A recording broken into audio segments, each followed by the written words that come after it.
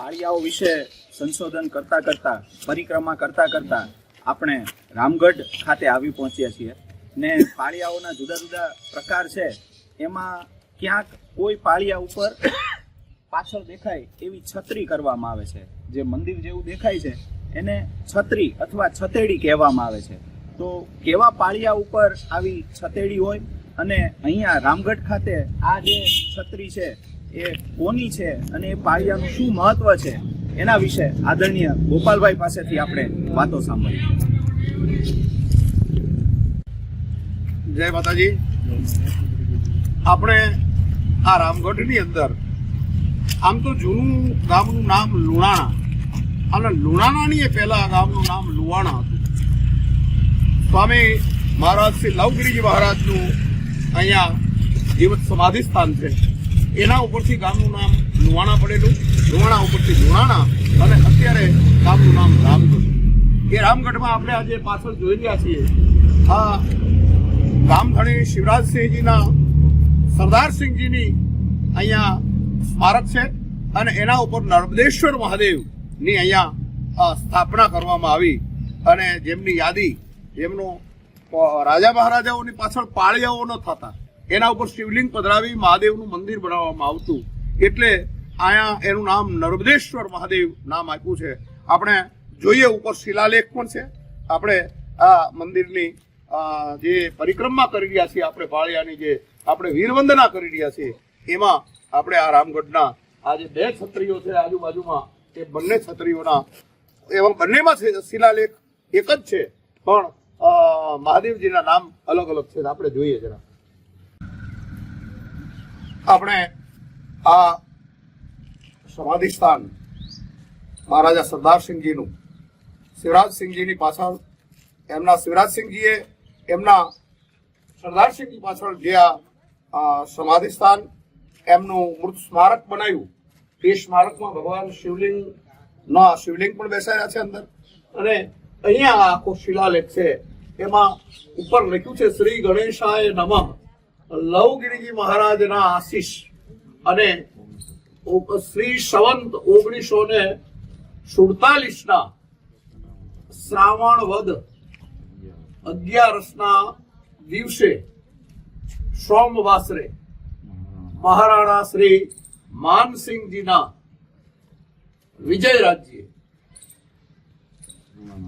લુણાણાના ઠાકોર વાઘેલા શિવરાજસિંહજી ના સરદારસિંહજી ના સ્મરણાર્થે આ મંદિર બાંધવામાં આવ્યું છે. આખો શિલાલેખ મારું જે ઝાલાવાડનું પુસ્તક છે ઝાલાવાડના અભિલેખો એની અંદર આપેલો છે. તો પાળિયા સાથે સાથે એક આ નવો પાળિયાની જ વાત પણ જે રાજા છે તો એના માટે ખાલી પાળિયો નથી હોતો, એના માટે આવું છત્રી અને છતેડી બાંધવામાં આવે છે. ગુજરાતમાં આપણા ઝાલાવાડમાં સૌરાષ્ટ્રમાં આવી ઘણી છતેડીઓ છે. હવે ધીરે ધીરે ભગ્નાવસ્થામાં છે. જ્યારે અહીંયા રામગઢમાં આ એકદમ અડીખમ વર્ષોથી બધાય ઘા ઝીલી અને અડીખમ ઊભી છે. એટલે ખરેખર ઇતિહાસની આલબેલ પુકારતી આવી સમાધિઓને જાળવી રહ્યા છે. એ બદલ જય માતાજી. પાળિયા વિશે વાત કરતા કરતા અને પાળિયા વિશે સંશોધન કરતા કરતા આપણે ધાંગધ્રા તાલુકાના ગાળા ગામે આવી પહોંચ્યા છીએ અને અહીંયા આપણને દેખાય છે કે ઘણા બધા પાળિયા છે.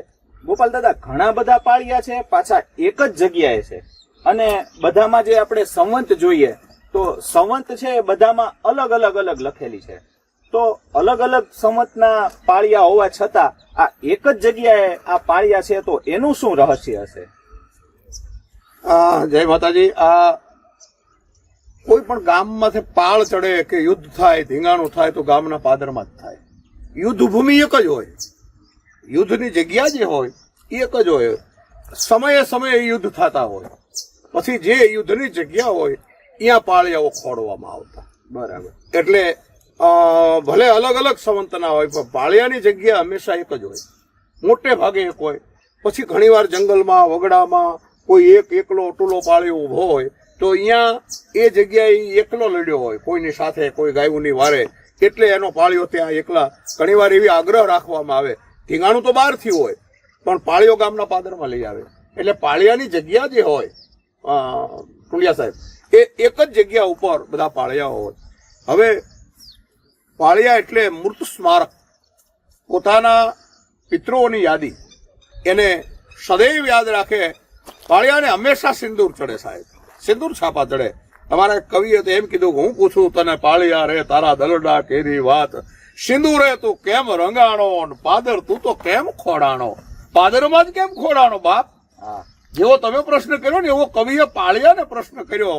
અને તેથી પાળિયાએ જવાબ આપેલો કે જેથી ધીંગાણા થાય, વાળ ચડી આવે, ઢોલ વાગે, બુંગિયા વાગતા હોય, તેથી હું પાદરમાં એટલા માટે છું હવની પેલા હાબદા થાવા માટે અમે આય ખોડાણા. હવની પેલા હું દોડી શકું યુદ્ધના મેદાનમાં જવા માટે થઈ, મારા ગામની બેન દીકરીઓની ઇજ્જત માટે, આબરૂ માટે, અસ્મત માટે અને ગામને બચાવવા માટે થઈ અને પેલો હું દોડું અને પેલો હું ખપી જાઉં.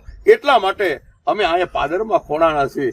અને સિંદૂર તો સિંધુડો રંગ, અમારી જે જોગમાયા જેવી, અમારી જે ઘરમાં અમારી જગદંબા જેવી જે નારીઓ છે, એ અમારી પાછળ સતી થાય એના સેથાનું સિંદૂર આવીને જ્યારે અમારા ઉપર આમ કરી અને આમ જ્યાં નમે અને એના સેથામાંથી સિંદૂર અમારા પાળિયા માથે કરે ને, ત્યારે ગંગામાં મુક્તિ મળતી હોય કે ન મળતી હોય ખબર નથી, પણ એનું જ્યારે સિંદૂર અમારા માથે સિંદૂર પડે ને ત્યારે અમને જરૂર મુક્તિ મળે છે. અને એટલા માટે બે નહીં, બે કણ સિંદૂરના નહીં, અમે આખાય સિંદૂરે રંગાઈ ગયા છીએ. કારણ કે સુરાતનનો જે રાગ છે એ પણ સિંધુડો રાગ છે. એટલે સિંધોડો રાગ વાગતો હોય, બુંગિયા ઢોલ વાગતા હોય અને ઈ ઢોલના ધીંગાણે અમે અહીંયા ખપી ગયા. જો બાપ, આ કેટલા વીર પુરુષો અહીંયા નથી. કોઈ અમને ક્યાં કોઈના માટે થઈને? પોતાના માટે, પોતાના પરિવાર માટે નહીં બાપ, ગામ માટે, ગામની બેન દીકરીઓ માટે, ગામની ઇજ્જત માટે, ગાયોને બચાવવા માટે થઈ અને આની અંદર આ બધા પાળિયાઓ ખોણાના છે. અને આપણી સંસ્કૃતિ છે. આજે પણ એમના પરિવારના આવી અને એને જુહારે છે.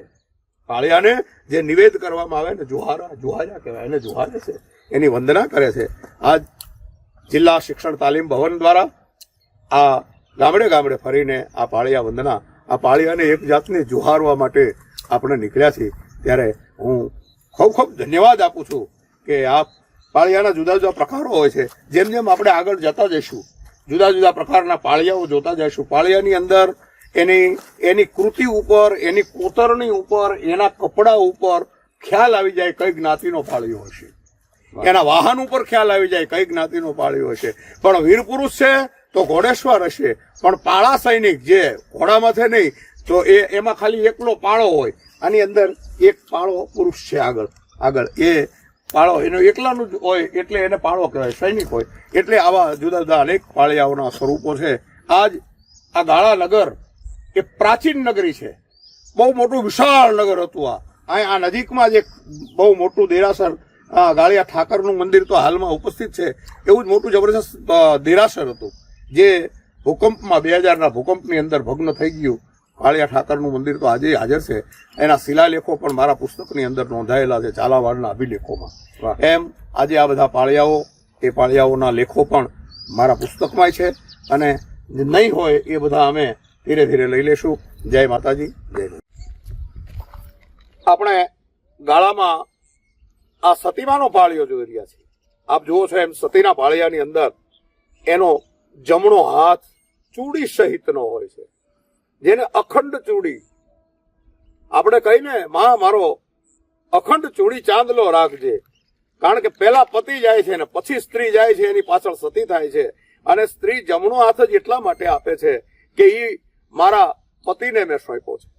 એટલે જમણો હાથ અને ડાબો હાથ છે એ પોતાના પિયરના માટે છે. એટલે હંમેશા સતીના પંજાની અંદર એનો જમણો હાથ હોય છે. અને સતી છે એ આપણે જેને સ્ટાર કહી, આભમાં તારોડિયા જેમ ચમકે એમ આખાય બ્રહ્માંડને જો અંજવાળનારી શક્તિ હોય તો એ દેખાય છે તારો નાનો પણ એક એક નિહારિકા છે. એમ સતીની અંદર સૂર્યચંદ્ર નથી હોતા, ક્યાંક ભલે જ હોય પણ એમાં મોટે ભાગે તારામંડળ હોય છે. આ જે છે એ તારામંડળ છે, અંદર બધા તારાઓ. એમ જુદા જુદા પાળિયાઓના પ્રકારમાં એક આ સતીનો પણ પાળિયો, એવા ઘણા બધા સતીના પ્રકાર પણ છે. એ આપણે જેમ જેમ આગળ વધીશું યાત્રામાં એમ આપણે એની રજૂઆત કરતા જઈશું. જય માતાજી. ગામના પાદરમાં હંમેશા ધીંગાણા ગામના પાદરમાં થતા, કારણ કે પાળ ચડી હોય, બારવટિયાઓ આવ્યા હોય કે પછી કોઈ રાજાનું સૈન્ય ચડી આવ્યું હોય તો એ ધીંગાણા બધા ગામના પાદરમાં થતા. કોઈ એક જાતિ લડવા માટે નીકળતી એવી નહીં, ઘરો ઘરમાંથી પુરુષો નીકળતા. પછી આહિર હોય, રબારી હોય, ભરવાડ હોય, રાજપૂત હોય, પટેલ હોય, બ્રાહ્મણ હોય, સાધુ હોય, વાણિયા હોય, દરેકના પાળિયાઓ આપણને જોવા મળે છે. અને એ એના શિલ્પ ઉપરથી આપણને આજે પણ ખ્યાલ આવે કે આ પાળિયો કોનો હશે. આજે મારી બાજુમાં પાળિયો છે એ ભૂદેવનો પાળિયો છે, બ્રાહ્મણનો પાળિયો છે. આપ એનો જોઈ શકો છો, જનોઈધારી છે, વળી તોતી પહેરેલી છે, પોતળી પહેરેલી છે અને બે હાથ પણ જોડેલા છે, ગળામાં માળા પણ છે. પણ ઘસારાના કારણે સમયનો ઘસારો લાગે ને એ આપણને આવા વીર પુરુષો આ એની સાક્ષી પૂરે છે. પાળીઓ જોઈ અને ખબર પડી જાય કે આ પાળીઓ કોનો હશે. આ ભૂદેવનો છે. આના કોઈક વડીલો હશે, આના કોઈ વાસદારો હશે જે સિંદૂરની રાહે અહીંયા રાહ જોઈને ઉભો છે, કોઈક મારા વારસદાર આવે અને મને સિંદૂર છાપા કરી જાય. જય માતાજી.